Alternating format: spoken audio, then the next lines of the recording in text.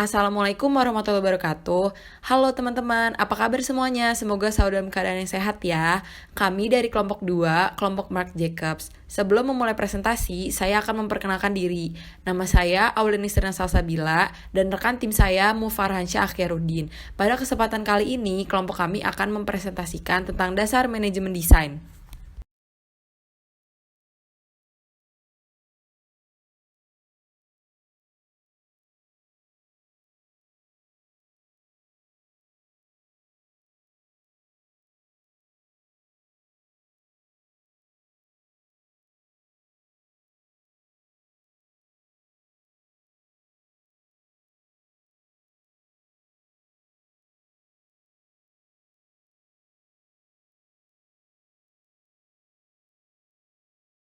Manajemen desain. Manajemen desain adalah keilmuan yang mengerjakan aspek yang lebih detail dari sekedar desain, di mana keilmuan ini mengajarkan cara mengatur, memasarkan, dan membuat sesuatu yang baru. Lebih dari sekedar proses mendesain dengan tahap yang lebih terperinci dan terstruktur, dengan manajemen proyek yang benar. Jadi ketika sebuah organisasi atau badan usaha berdiri, tentunya memiliki maksud.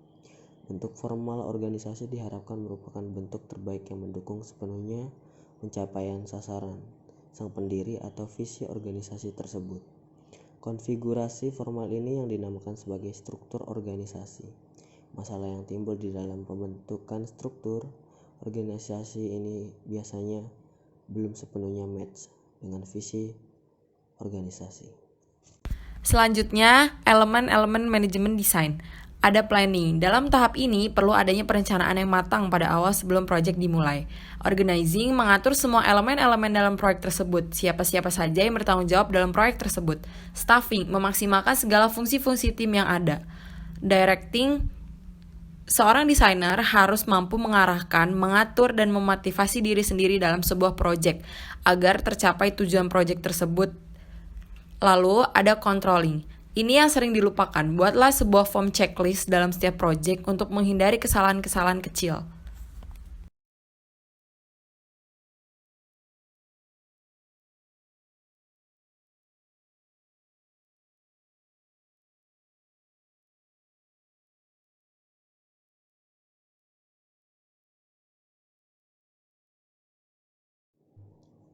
Menafsirkan dan memprediksikan kebutuhan klien dan pelanggan.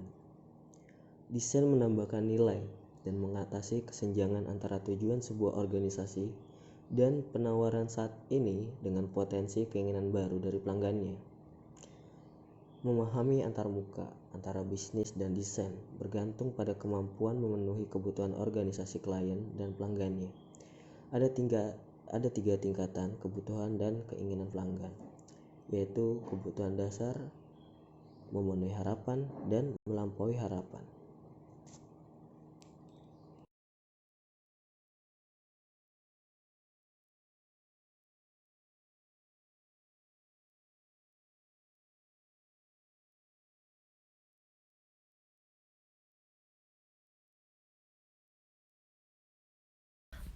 Kemudian ada kebutuhan dasar atau basic requirement.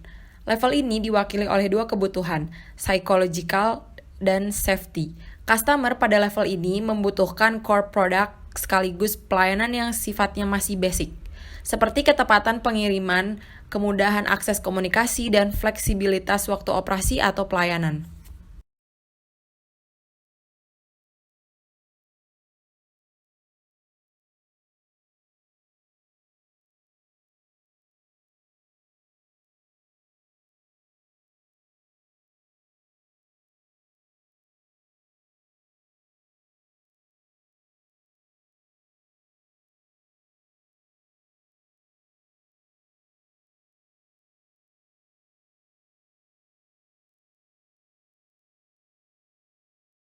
Memenuhi harapan, meeting expectation.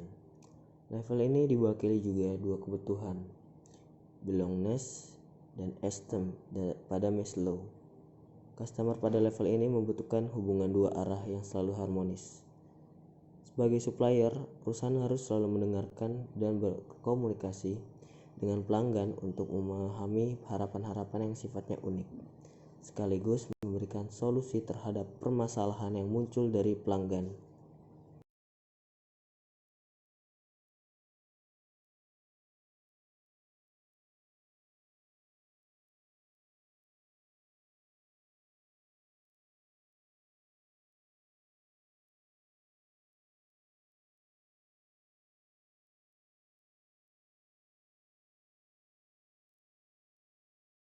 Lalu, melampaui harapan, exceeding expectation. Level ini diwakili juga oleh satu kebutuhan. Customer pada level ini membutuhkan hubungan supplier-customer yang sifatnya jangka panjang. Level inilah yang paling sulit dicapai karena kadang pelanggan tidak mengetahui apa yang dibutuhkan atau diinginkan oleh mereka saat ini atau di masa mendatang, berdasarkan kelengkapan data serta pemahaman yang menyeluruh terhadap mereka.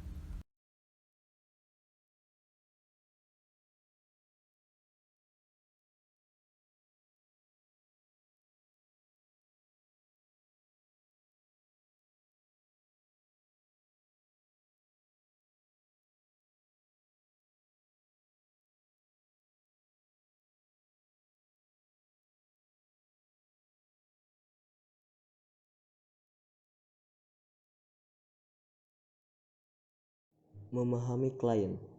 Dalam setiap perusahaan unit bisnis yang berbeda fungsi untuk melayani nilai kepercayaan, kebutuhan, dan ambisi seluruh organisasi. Konsultan desain dapat dilibatkan oleh unit bisnis ini dengan memberikan masukan desain khusus untuk mendukung tujuan organisasi. Akibatnya, unit bisnis menjadi klien untuk desain konsultasi. Peran desain dalam bisnis adalah membantu menciptakan produk dan layanan yang sesuai dengan kebutuhan konsumen dan untuk secara visual mengekspresikan nilai dan kepercayaan suatu organisasi.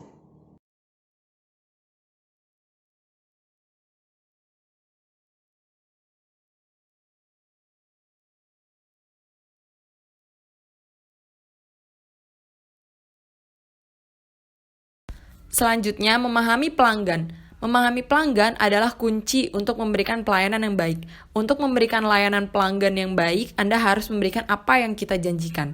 Akan tetapi, layanan pelanggan besar melibatkan pengenalan pelanggan kita dengan baik, sehingga kita dapat mengantisipasi kebutuhan mereka dan melebihi harapan mereka.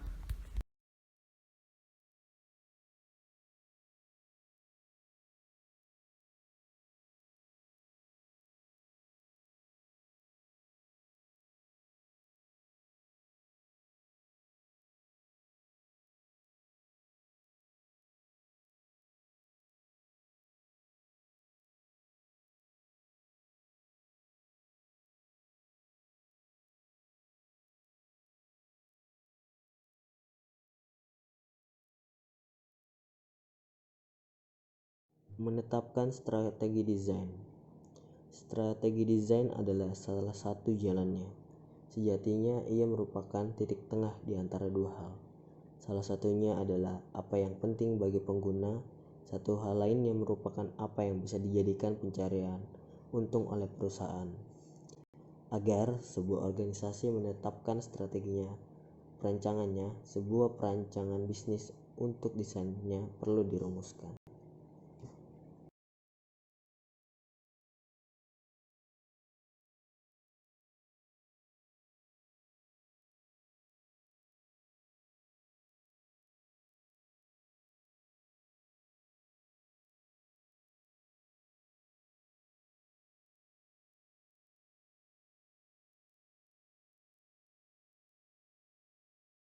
Yang terakhir, memasang strategi desain. Cara yang berguna untuk menetapkan manfaat yang dapat dibawa oleh desain ke sebuah organisasi adalah mempertimbangkan rancangan kebijakan dan strategi perancangan dalam kaitannya dengan ketiga tingkatan organisasi. Oke, kesimpulannya, pada pembahasan ini, tugas-tugas yang lebih kompleks seperti perencanaan, pembukaan, dan pengoperasian pabrik baru atau pengembangan pangsa pasar baru dapat dikelola dengan sukses dengan manajemen yang baik. Dalam era yang serba kreatif ini, desainer dituntut untuk bisa melakukan pekerjaan dengan baik dan benar. Memahami pelanggan adalah kunci untuk memberikan pelayanan yang baik. Untuk memberikan layanan pelanggan yang baik, Anda harus memberikan apa yang kita janjikan.